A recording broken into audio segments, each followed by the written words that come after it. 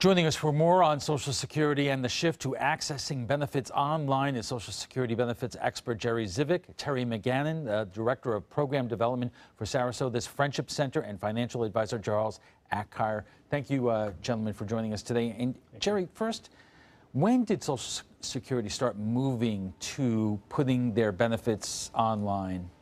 Well, first, I want to congratulate you on getting your show extended to an hour. That was just for you, Jerry, so we could have more time to talk. And I'll use that time, too.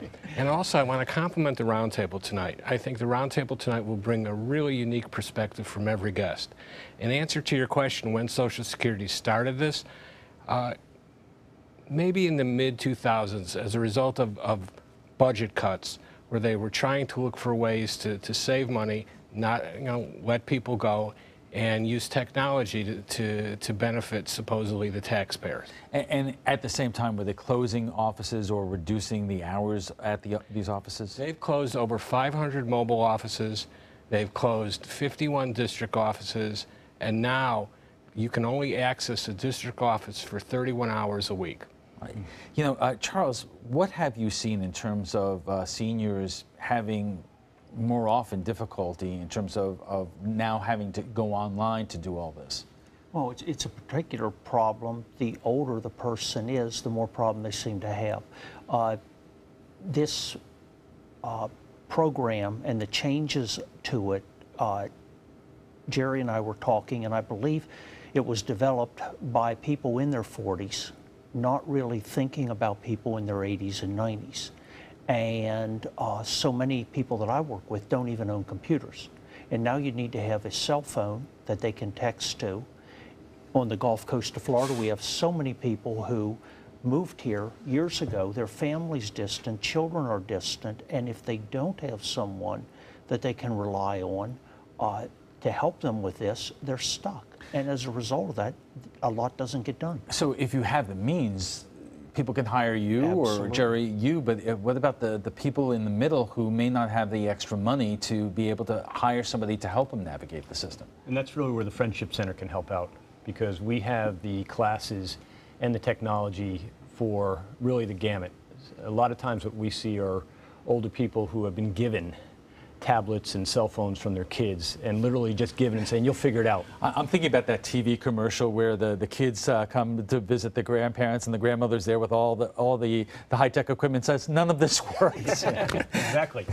I would imagine that some seniors, once they take these classes, get right with it and are prodigious, let's say, at using the internet and online tools, and some just don't.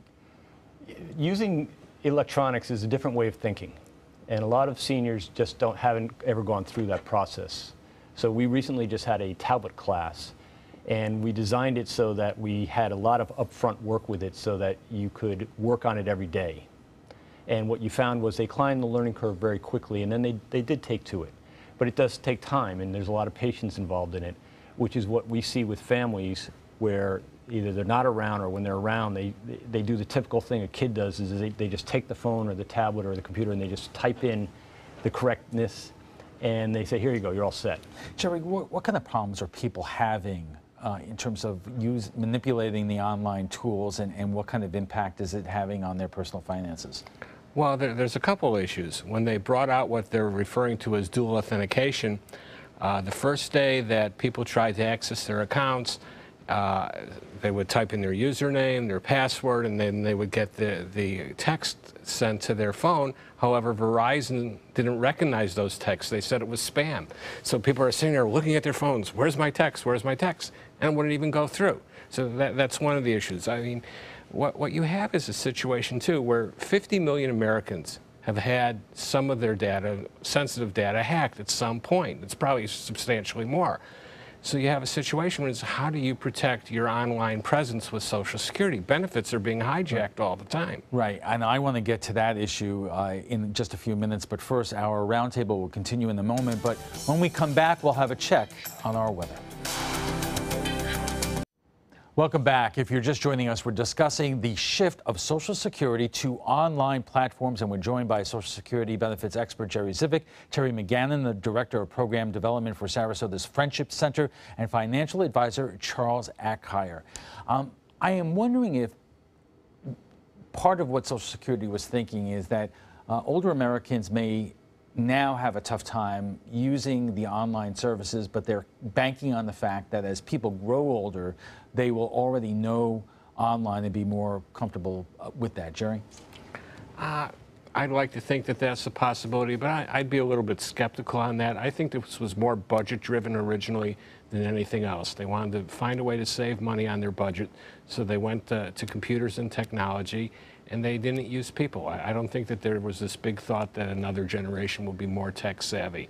And because this whole problem about online accounts being hacked or hijacked was not predicted back then.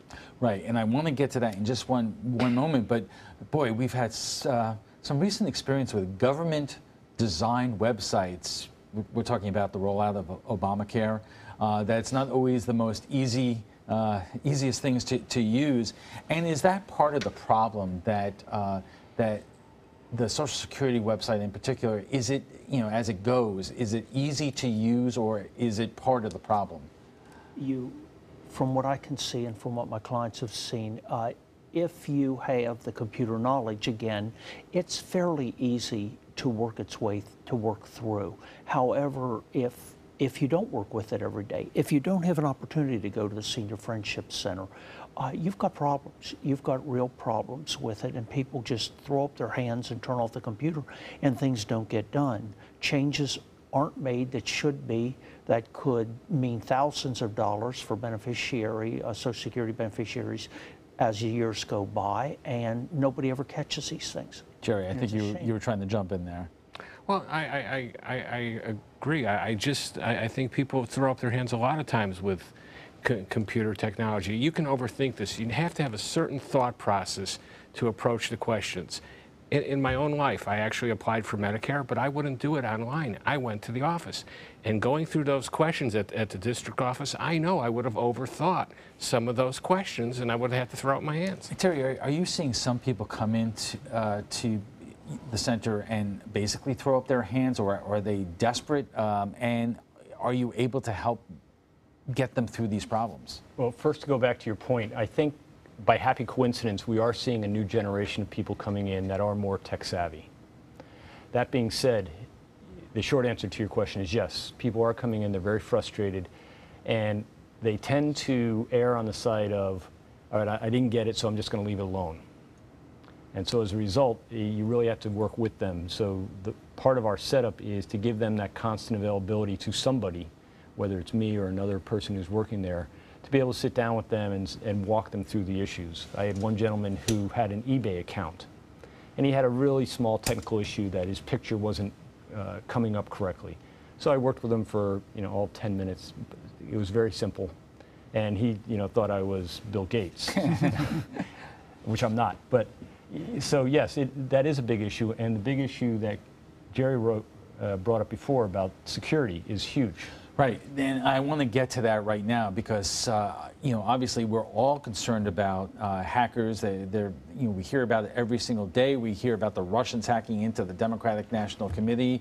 We hear about people hacking into large retailers like Target and all those companies, and that security information being compromised. So everyone is concerned that their personal information is subject to being stolen online, and I would imagine that older Americans are, the kinds of people who would go to the banks to make their deposits, who don't like paying bills online, want to still send out the checks.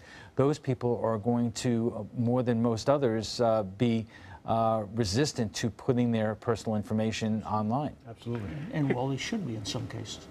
Right. You've got to be careful with it. Before I came up, after you called me, I went online and just typed in on the Google search problems with Social Security, and the first 2 pages had to do with phishing and scams, and something as simple as adding an extra / and a different extension could route you to a different area. That brings up a very important issue, because more and more I'm seeing, both in my work email and my personal email, I'm getting notifications from my bank or banks that I don't do business with, or Social Security or the IRS, and we all know Social Security and the IRS does not contact you by emails. And I would imagine, Jerry, is that confusing a lot of people? Well, what people have to realize, and I'm sure Terry sees this, is that not every email needs to be opened.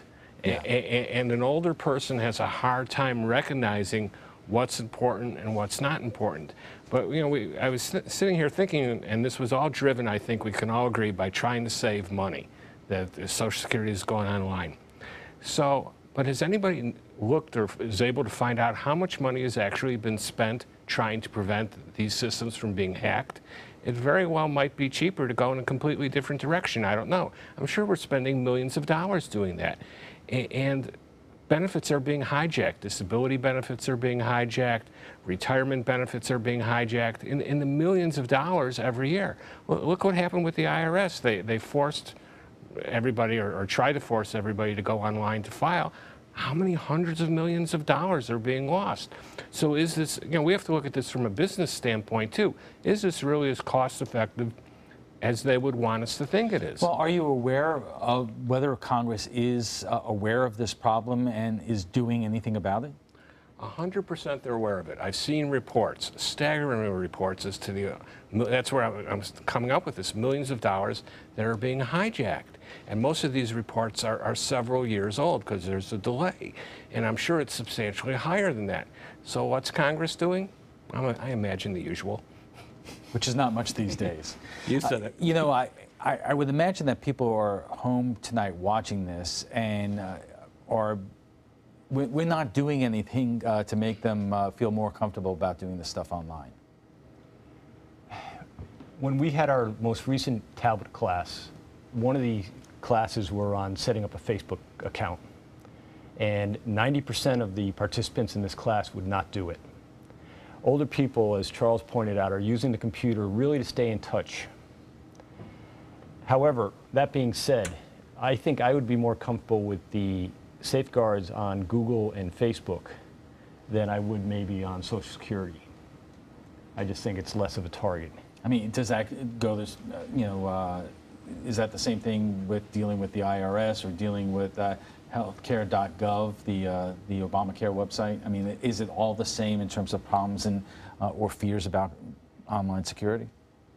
I think anything online is suspect of being stolen right now, and people don't really understand it, especially the younger generation coming up.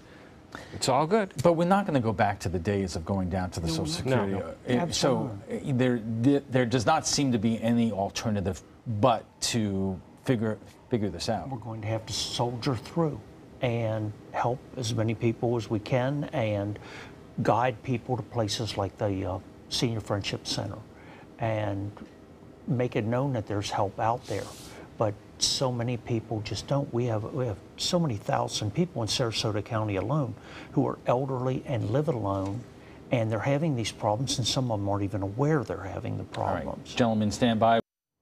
Welcome back. We're discussing the changing landscape of Social Security with our roundtable, and it's time for final thoughts. Gentlemen, Jerry, I'm going to start with you in terms of this is a problem that most people just did not know about until now.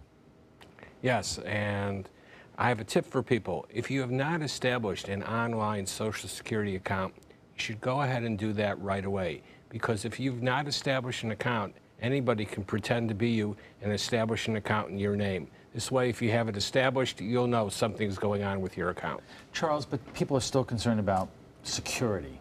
And well, they should be. I think what we need to admit to ourselves and to everyone is that security is chasing the hackers and the scammers that are out there. It doesn't get ahead of it. And we haven't been able to get ahead of it until we get ironclad security in place. Fingerprints for accessing your accounts, or eye recognition. Until we have those things in place for everyone, security's going to be a problem, and we're just going to have to be doubly careful. But before I get to you, Terry, in terms of classes, there really does not seem to be any kind of alternative. I mean, there are fewer Social Security offices with fewer hours open. So for those people who would still prefer to go down there to get help, that's a lot harder, is it not? Absolutely it is. We're going to have to make peace with this somehow. But I just think we need to redouble or triple our efforts for security. And Terry, you provide an incredible service in teaching folks how to get online and what to do. If you could just tell people what kind of services that you have available. Sure. So we're looking at as technology, there are risks and rewards to it, and so you have to know how to use it, not fear it. So we have classes on basically the whole gamut: computers, phones, and tablets. So if they call up the Friendship Center, then they can get the schedule, find out, sign up, and really start addressing the issue. And we can't just cower and be afraid of it, because it is coming our way. So. Okay. Before we go, we want to share with you some thoughts of our viewers are saying about a hot topic making the news: the return of parking meters to Sarasota. Oh boy. Sarasota City Commission gave approval yesterday to move ahead with plans to purchase new meters. More than 450 metered spaces would be added downtown to Sarasota, St. Armand Circle. And here's what some of our viewers are saying about the decision. Sherry Andrews writes, just how many times do we have to keep buying these meters? It seems like it was just a few years ago. They are in or they are out. Christopher Benauer writes, the meters will stop employees and residents from blocking spots all day. This will actually make parking better. They know the turnover of spaces. Think about it, people.